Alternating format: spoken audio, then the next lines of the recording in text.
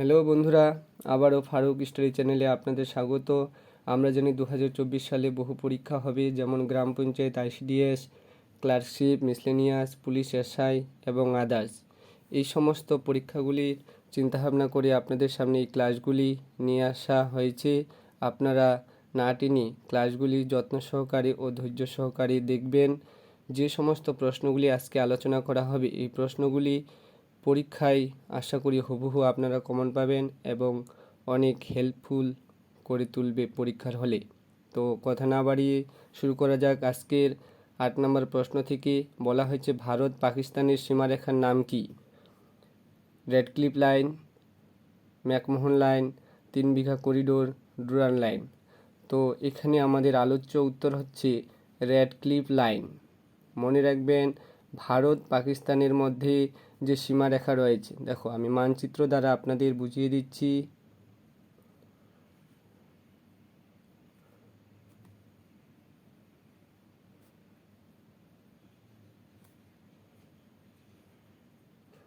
ধরো সাপোজ এটা আমাদের ভারতের রেখা মানচিত্র, নট টু স্কেল, দেখতে পাচ্ছেন মোটামুটি হয়েছে ম্যাপটা। তো আমরা জানি যে এটা যদি পাকিস্তান হয় তাহলে এই সীমারেখাটার নাম হচ্ছে আমাদের রেডক্লিফ লাইন, যার দূরত্ব হচ্ছে আমাদের 3310 কিমি।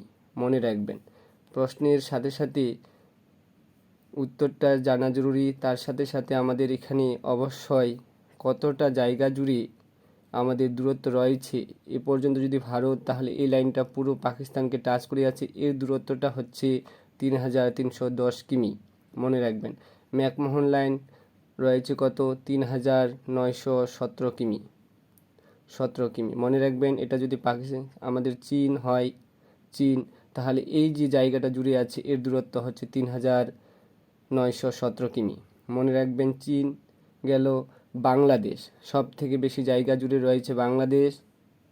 এই জায়গাটা পুরো আমাদের এই পশ্চিমবঙ্গ অনেকটা এরিয়া জুড়ে রয়েছে, তাহলে এই যে জায়গাটা জুড়ে রয়েছে এর দূরত্ব হচ্ছে 4096, 3 বিঘা করিডোর, 4096 কিমি। মনে রাখবেন। আর ডুরান্ড লাইন সব থেকে কম রয়েছে, মাত্র 80 কিমি। মনে রাখবেন, 80 কিমি। তাহলে যদি প্রশ্ন আসে যে ভারত পাকিস্তানের মধ্যে যে দূরত্ব রয়েছে তার পরিমাণ বা কিলোমিটারে কত, তাহলে 3310 কিমি। সেজন্য এই প্রশ্নগুলির যে বিকল্প অপশনগুলি রয়েছে তার দূরত্বগুলো দিয়ে দেওয়া হলো, অবশ্যই আপনারা মনে রাখবেন। তো ভারত পাকিস্তান কি মনে রাখবো? যে রেডক্লিফ লাইন, ম্যাকমোহন লাইন কার মধ্যে থাকে? ভারত এবং চীন যদি বলে তাহলে ম্যাকমোহন লাইন হবে। ভারত এবং বাংলাদেশ যদি জায়গায় দেয় তাহলে 3 বিঘা করিডোর। ভারত এবং আফগানিস্তান বললে ডুরান্ড লাইন। মনে রাখবেন, আফগানিস্তান এই যে অংশটি রয়েছে এখানে মাত্র 80 কিমি রয়েছে, সেজন্য আলোচ্য উত্তর যদি ডুরান্ড লাইন আসতো তাহলে 80 কিমি মনে রাখবে। তারপর 9 নম্বর প্রশ্নে বলা হয়েছে, ভারত কোন রাজ্যে বনভূমির শতকরা পরিমাণ সর্বাধিক? এ নম্বরে মধ্যপ্রদেশ, বি নম্বরে মিজোরাম, সি নম্বরে মেঘালয়, ডি নম্বরে মণিপুর। তো আমাদের এখানে আলোচ্য উত্তর হচ্ছে মিজোরাম। শতকরা হিসাবে দিলে মিজোরাম হবে, জানি আমাদের মিজোরাম এখানে রয়েছে, মিজোরাম, মণিপুরের পর মিজোরাম। তাহলে কি বলা হচ্ছে যে শতকরা হিসাবে, অর্থাৎ শতকরা যে বনভূমি রয়েছে ভারতের কোন রাজ্যে সর্বাধিক রয়েছে সেটা হচ্ছে মিজোরাম। যদি আমাদের ডিরেক্ট প্রশ্ন দিত ভারতের কোন রাজ্যে বনভূমির পরিমাণ সর্বাধিক, তাহলে মনে রাখতাম মধ্যপ্রদেশ, ভোপাল, মধ্যপ্রদেশের রাজধানী ভোপাল। মেঘালয়ের রাজধানী আমাদের হচ্ছে শিলং। এটা এখানে আবার মনে রাখবেন যে পর্বতের অনুবার ঢালে আমাদের কি হয়? বৃষ্টির ছায় অঞ্চল হয়, আর পর্বতের প্রতিবার ঢালে বৃষ্টিপাতযুক্ত অঞ্চল হয়। তো মনে রাখবেন, পর্বতের এটা অনুবার ঢাল, এটা প্রতিবার ঢালে বৃষ্টিপাত হয়, আর অনুবার ঢালে বৃষ্টিপাত হয় না। যেরকম ক্যাটাবেটিক অ্যানাবাটিক, যে বায়ু পর্বতের ঢাল বরাবর নিচ থেকে উপরের দিকে প্রবাহিত হয় তাকে আমরা বলি অ্যানাবেটিক বায়ু, আর যে বায়ু পর্বতের ঢাল উপর থেকে নিচে প্রবাহিত হয় তাকে বলে ক্যাটাবেটিক বায়ু। তো এগুলো মনে রাখবেন, রাজধানীগুলো মনে রাখবেন। তারপরে 10 নম্বর প্রশ্নে বলা হয়েছে, বিশ্ব যক্ষ্মা দিবস পালিত হয় এ নম্বরে 23শে মার্চ, বি নম্বরে বিশ্ব থিয়েটার দিবস মানে 27শে মার্চ, 24শে মার্চ, না 23শে জানুয়ারি। তো এখানে আমাদের আলোচ্য দিবস যদি বলতো বিশ্ব আবহাওয়া দিবস কবে পালিত হয়, তো 23শে মার্চ হতো। এখানে বলা হয়েছে বিশ্ব যক্ষ্মা দিবস, তো আমাদের আলোচ্য উত্তর হচ্ছে 24 মার্চ। আর যদি বিশ্ব থিয়েটার দিবস বলে তাহলে 27 মার্চ। আর 23 জানুয়ারি হচ্ছে নেতাজি দিবস। তাহলে নেতাজি দিবস 23 জানুয়ারি পালিত হয়, 23 মার্চ পালিত হয় আমাদের বিশ্ব আবহাওয়া দিবস, এবং বিশ্ব যক্ষ্মা দিবস পালিত হয় আমাদের 23 মার্চ। তারপরে 11 নম্বর প্রশ্নে বায়ুমণ্ডলের কোন স্তরে ওজোন অতিবেগুনি রশ্মি শোষণ করে? আমরা জানি বায়ুমণ্ডলের যে স্তর সেটা দুই ভাগে বিভক্ত, একটা হচ্ছে উষ্ণতার তারতম্যে, আরেকটা হচ্ছে রাসায়নিক গঠন অনুসারে। তো অপশনগুলো দেখি, ট্রোপোস্ফিয়ার, মেসোস্ফিয়ার, থার্মোস্ফিয়ার, স্ট্রেটোস্ফিয়ার। তাহলে এখানে আমাদের উষ্ণতার তারতম্যে যে ভাগগুলো দিয়েছে, তাহলে অতিবেগুনি রশ্মি যে শোষণ করে নেয় সেটা হচ্ছে আমাদের স্ট্রেটোস্ফিয়ার। মনে রাখবেন স্ট্রেটোস্ফিয়ার। বায়ুমণ্ডলের 6টি স্তর যদি আমরা দেখি, তাহলে প্রথম স্তরে থাকে কি ট্রোপোস্ফিয়ার, স্ট্রেটোস্ফিয়ার, মেসোস্ফিয়ার, আয়নোস্ফিয়ার বা থার্মোস্ফিয়ার, তারপরে এক্সোস্ফিয়ার, তারপরে ম্যাগনেটোস্ফিয়ার। তাহলে এটা হচ্ছে ট্রোপোস্ফিয়ার, এটা হচ্ছে স্ট্রেটোস্ফিয়ার। তাহলে স্ট্রেটোস্ফিয়ারে আমাদের অতিবেগুনি রশ্মিগুলিকে শোষণ করে। ওজোন থেকে ওজোন মোট পার্টিকল যুক্ত রয়েছে। তারপর ওজোন দিবস আমাদের 16 সেপ্টেম্বর পালিত হয়, মনে রাখবেন। এগুলো প্রশ্ন খুব আসে পরীক্ষায় বারবার ঘুরিয়ে ফিরিয়ে। তাহলে আমাদের ওজোন যে অতিবেগুনি রশ্মিগুলিকে শোষণ করে এবং মানুষকে উদ্ভিদ জগৎ ও প্রাণী জগৎ থেকে রক্ষা করে, সেটা হচ্ছে আমাদের স্ট্রেটোস্ফিয়ার। 20 থেকে 35 কিমির মধ্যে আমরা ওজোন স্তর দেখতে পাই বা ওজোনোস্ফিয়ার। তারপরে 12 নম্বর প্রশ্নে বলা হয়েছে নিম্নোক্ত কোনটি বামন গ্রহ নয়? স্যারিস, নেপচুন, প্লুটো, অ্যারিস। তাহলে আমাদের বামন গ্রহ বের করতে গেলে কুলীন গ্রহ ও বামন গ্রহ জানতে হবে। ধরো এটা সূর্য, তাহলে সূর্যের চারপাশে আমাদের কুলীন গ্রহগুলি থাকে এবং বামন গ্রহগুলি থাকে। তাহলে যদি কুলীন গ্রহ বের করি তাহলে বুধ, শুক্র, পৃথিবী, মঙ্গল, বৃহস্পতি, শনি, ইউরেনাস, নেপচুন, এই 8টি হচ্ছে কুলীন গ্রহ, মনে রাখবেন। তাহলে 1, 2, 3, 4, 5, 6, 7, 8, এই 8টি কুলীন গ্রহ, অর্থাৎ সূর্যের আলো এই 8টি গ্রহে পৌঁছাতে পারে। তাহলে নেপচুনটা আমরা কি পেলাম, যে একটি কুলীন গ্রহ। তাহলে এখানে আমাদের আলোচ্য উত্তর হচ্ছে নেপচুন। আর বামন গ্রহ হচ্ছে 5টি, প্লুটো, অ্যারিস, সেরেস, হাউমেয়া ও মাকামাকি। তাহলে 5টি প্লুটো এখানে পাচ্ছি। 2006 সালের আগ পর্যন্ত প্লুটো ছিল আমাদের কুলীন গ্রহ, কিন্তু 2006 সালে ভূবিজ্ঞানীরা আবিষ্কার করেছেন যে সূর্যের আলো প্লুটো গ্রহে পৌঁছাতে পারে না, সেজন্য প্লুটোকে এখন বামন গ্রহ বলা হয়। তো আমাদের কুলীন গ্রহগুলো জানতে হবে এবং বামন গ্রহ জানতে হবে, তবেই, বা যদি আমরা কুলীন গ্রহগুলো জানি তাহলে বামন গ্রহ এমনিতেই বের করতে পারবো। তো এরকমভাবে আমাদের কুলীন গ্রহ বামন গ্রহ জানলে তাহলেই সঠিক উত্তরটা কিন্তু করতে পারবো। তাহলে স্যারিস, প্লুটো, অ্যারিস এই 3টা হচ্ছে বামন গ্রহ, আর নেপচুনটা হচ্ছে কুলীন গ্রহ, সেজন্য এখানে বামন গ্রহ নয় আমাদের নেপচুন। তো আলোচ্য উত্তর নেপচুন। তারপরে পরের প্রশ্নগুলো দেখে নিই। নেক্সট পেজ কি বলা হয়েছে 13 নম্বর প্রশ্নে, যে শিলং মালভূমি মেঘালয় নামে পরিচিত কোন ব্যক্তি এই নামকরণ করেছিলেন? আর.এল. সিং, ডি.এন. ওয়াডিয়া, বাইচুং ভুটিয়া, এস.পি. চ্যাটার্জি। তাহলে শিলং মালভূমি মেঘালয় যে নামকরণ করেছিলেন তার নাম হচ্ছে এস.পি. চ্যাটার্জি, মনে রাখবেন। খুব গুরুত্বপূর্ণ প্রশ্ন, WBCS পরীক্ষা পর্যন্ত এসে থাকে এই সমস্ত প্রশ্ন।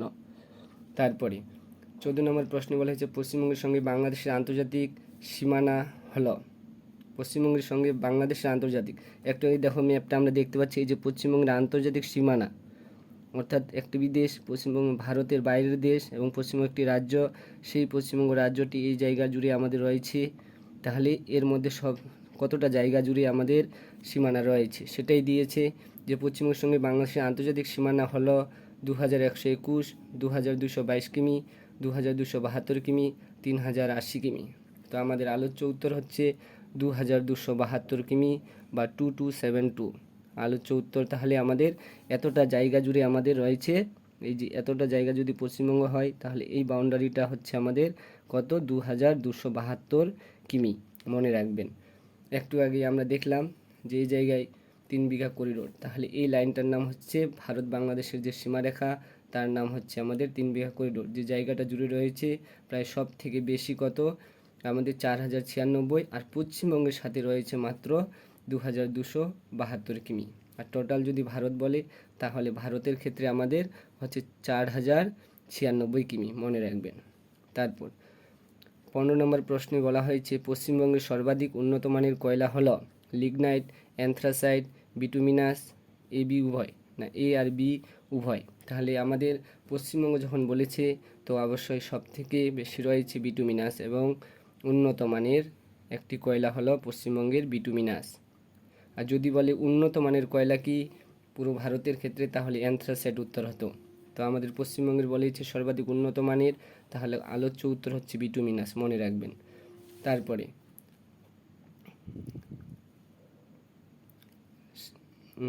16 নম্বর প্রশ্নে শিলিগুড়ি কোন নদীর তীরে অবস্থিত? শিলিগুড়ি যে শহর রয়েছে উত্তর পূর্ব ভারতের প্রবেশদ্বার বলা হয় শিলিগুড়ি। আমরা জানি ভারতের প্রবেশদ্বার হচ্ছে মুম্বাই। আর উত্তর পূর্ব ভারত মানে 7 সিস্টার যে রয়েছে শিলিগুড়িতে, যে যদি দার্জিলিং মোড়ে আমরা একটা গাছ ফেলে দিই তাহলে 7টা স্টেটে গাড়ি চলাচল বন্ধ হয়ে যাবে। সেই শিলিগুড়ি শহরে কোন নদীর তীরে অবস্থিত? শিলিগুড়ি যে শহরটি রয়েছে সেই শিলিগুড়ি শহর কোন নদীর তীরে মেট্রোপলিটন শহরটি অবস্থিত? তাহলে বলা হয়েছে এ নম্বরে মহানন্দা, বি নম্বরে বালাসন, সি নম্বরে এবি উভয়, ডি নম্বরে লুনি নদী। তাহলে আমরা জানি যে শিলিগুড়ির মধ্যবর্তী এরিয়া অর্থাৎ যেটা ইয়ারবি মোড় বলে এবং হিন্দি হাই স্কুল, এপাশে ইয়ারবি মোড় আর এপাশে হিন্দি হাই স্কুল রয়েছে শিলিগুড়িতে, তার মিডিল যে জায়গাটা সেই মিডিল পয়েন্ট দিয়ে মহানন্দা নদী প্রবাহিত হয়েছে এবং বালাসন নদী প্রবাহিত হয়েছে। শিলিগুড়ির আন্ডারে রয়েছে আমাদের শিব মন্দির অর্থাৎ নর্থ বেঙ্গল ইউনিভার্সিটি, তার পাশ দিয়ে বালাসন নদী প্রবাহিত হয়েছে। তাহলে এ বি দুটাই উত্তর, সেজন্য এখানে আলোচ্য উত্তর হচ্ছে এ বি উভয়, অর্থাৎ বালাসন ও মহানন্দা নদী এই দুটা নদীর দেখা যায় শিলিগুড়ি শহর বা শিলিগুড়ি শহরের উপর দিয়ে এই দুটা নদী প্রবাহিত হয়েছে বালাসন এবং মহানন্দা, সেজন্য আলোচ্য উত্তর হচ্ছে সি। তারপরে 17 নম্বর সুন্দরবনের মানুষ জীবিকা নির্বাহ করেন। সুন্দরবনের মানুষ, সুন্দরবন পৃথিবীর একটি বিখ্যাত ঐতিহ্যবাহী জায়গা হলো সুন্দরবন, যেটা আমাদের পশ্চিমবঙ্গের রাজধানী কলকাতায় অবস্থিত। তাহলে সুন্দরবন থেকে প্রশ্ন আসবেই পরীক্ষায়, মনে রাখবেন। এ নম্বরে বলেছে রবি চাষ দ্বারা, বি নম্বরে খারিফ চাষ দ্বারা, সি নম্বরে বৃক্ষ চাষ দ্বারা, ডি নম্বরে বলা হয়েছে মাছ ধরে। তাহলে আগে জানতে হবে রবি চাষ। রবি চাষ মানে হচ্ছে গম। রবি চাষ কিসের সাথে যুক্ত? গম চাষের সাথে যুক্ত। রবি চাষের একটি বা রবি ফসলের একটি উদাহরণ হলো গম চাষ, আর খারিফ ফসলের উদাহরণ হলো ধান চাষ। এটাও আসে, একটি রবি ফসলের উদাহরণ হলো কি? তাহলে গম, আর একটি খারিফ ফসলের উদাহরণ হলো ধান। আর বৃক্ষ চাষ দ্বারা, বৃক্ষ চাষ নয়, এটাও উত্তর হবে না। তাহলে রবি চাষ দ্বারা হয় না, খারিফ চাষ দ্বারা হয় না। এগুলো আমাদের লবণাক্ত এরিয়া অর্থাৎ বঙ্গোপসাগরের পাশে আমাদের কলকাতা অবস্থিত, সেজন্য এগুলো চাষবাস সেখানে হয়ে থাকে না। তাহলে তাদের কি কাজ? তাদের কাজ হচ্ছে মাছ ধরে তাদের জীবিকা নির্বাহ বা জীবনযাপন করে থাকে। মাছ সারাদিনে ধরবে এবং সে মাছগুলো বিক্রি করে যা টাকা আসবে সেরকমভাবে তাদের সংসার চলে। তাহলে সুন্দরবনের মানুষ আমাদের কি করে? মাছ ধরে তাদের জীবনযাপন নির্বাহ করে, সংসার চালায়। সুন্দরবন থেকে মনে রাখবেন যে ওয়ার্ল্ড হেরিটেজ সাইট যে রয়েছে 1987 সালে পায় এবং সুন্দরবনের শ্বাসমূল ঠেসমূল দেখা যায়। পৃথিবীর ম্যানগ্রোভ অরণ্য সুন্দরবনে দেখা যায়। সুন্দরবনের রয়্যাল বেঙ্গল টাইগার। এই সমস্ত প্রশ্ন বিভিন্নভাবে ঘুরিয়ে ফিরিয়ে সুন্দরবন থেকে আসবে। জানি আমাদের রাজ্য পশ্চিমবঙ্গ, সেই পশ্চিমবঙ্গ থেকে প্রশ্ন ভূগোল থেকে দেবেই দেবে, তার মধ্যে সুন্দরবন থেকে একটা প্রশ্ন থাকবেই থাকবে। তো আশা করছি এই প্রশ্নগুলি আপনাদের খুবই কাজে লাগবে এবং হেল্পফুল হবে সমস্ত পরীক্ষায়। আশা করি এখান থেকে প্রশ্ন অবশ্যই আপনারা হুবহু কমন পাবেন। তো চ্যানেলটিকে অবশ্যই সাবস্ক্রাইব করে রাখবেন এবং লাইক ও কমেন্ট দিয়ে আবার আপনার উপস্থিতি জানাবেন। তাহলে আমি আরও উৎসাহিত হব। আপনাদের এক একটি লাইক আমাকে ভিডিও ক্লাস বানাতে উৎসাহিত করে। তারপরে নেক্সট কি প্রশ্ন? 18 নম্বর আজকের শেষ প্রশ্ন, অক্ষাংশের সর্বোচ্চ মান হলো। অক্ষাংশ এবং দ্রাঘিমাংশ আমাদের জানতে হবে। কি বলা হয়েছে? আগে প্রশ্নটার কি উত্তর দেওয়া হয়েছে দেখি। 180 ডিগ্রি, 90 ডিগ্রি, 360 ডিগ্রি, 45 ডিগ্রি। তো আমাদের 360 যে বৃত্ত রয়েছে অর্থাৎ গ্লোব 360 ডিগ্রি, তাহলে এই 360 ডিগ্রির মধ্যে এগুলো এক একটি দ্রাঘিমা রেখা, মনে রাখবেন। তাহলে পৃথিবীতে আমাদের দ্রাঘিমা রেখা রয়েছে 179টি আর অক্ষরেখা রয়েছে 180টি। এটাও আপনাদের মনে রাখবে যে দ্রাঘিমার সংখ্যা হচ্ছে 179টি আর অক্ষরেখা হচ্ছে 180টি। আর টোটাল একটা বৃত্তের মান তাহলে যোগ করলে 360 ডিগ্রি হবে, মনে রাখবেন। এটা হলো অক্ষরেখা, অক্ষরেখা। তাহলে এখানে আলোচ্য উত্তর হচ্ছে আমাদের 90 ডিগ্রি, মনে রাখবেন যে অক্ষাংশের সর্বোচ্চ মান হলো 90 ডিগ্রি, আলোচ্য উত্তর। তাহলে এগুলো এক একটা অক্ষরেখা, যে সমস্ত কাল্পনিক রেখা পূর্ব পশ্চিমে বিস্তৃত তাদের বলা হয় অক্ষরেখা, আর যে সমস্ত কাল্পনিক রেখা উত্তর দক্ষিণে বিস্তৃত তাদের বলা হয় এক একটি দ্রাঘিমা রেখা। মনে রাখবেন। তো অক্ষাংশের সর্বোচ্চ মান আমাদের আলোচ্য উত্তর হিসাবে 90 ডিগ্রি। মনে রাখবেন 90 ডিগ্রি হলো অক্ষাংশের সর্বোচ্চ মান। মনে রাখবেন। তো আজকের ক্লাসটি এ পর্যন্তই। ভালো লাগলে অবশ্যই বন্ধুদের সাথে বেশি বেশি করে শেয়ার করবেন এবং চ্যানেলটিকে কাইন্ডলি সাবস্ক্রাইব করে নেবেন। Thank you so much.